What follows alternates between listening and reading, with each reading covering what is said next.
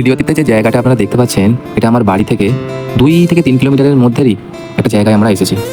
সপ্তাহের প্রায় পুরোটা দিনই আমার এবং আমার স্ত্রীর টিউশন থাকে, তাই একদিন আমরা সময় করে মেয়েটাকে নিয়ে একটু ঘুরতে বেরিয়ে পড়েছিলাম। ও ঘুরতে খুব ভালোবাসে, ভিডিওতে আপনারা দেখতেই পাচ্ছেন।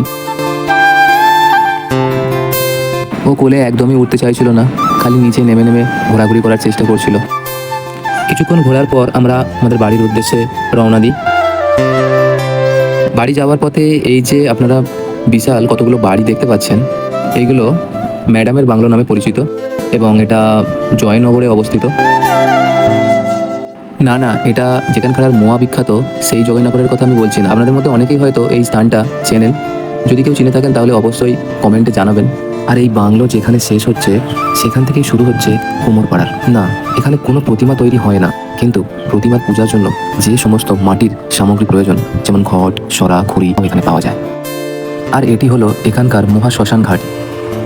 শ্মশান ঘাটের পরে যে জঙ্গল আপনারা দেখতে পাচ্ছেন, তার ঠিক পরেই কিন্তু হয়ে যাচ্ছে আমাদের পবিত্র নদী ভাগীরথী। আজ এ পর্যন্তই, পরের বার আবার একটা ছোট্ট ভ্লগ নিয়ে আমি হাজির হব। টিল দেন, গুড বাই, সবাই ভালো থাকবেন।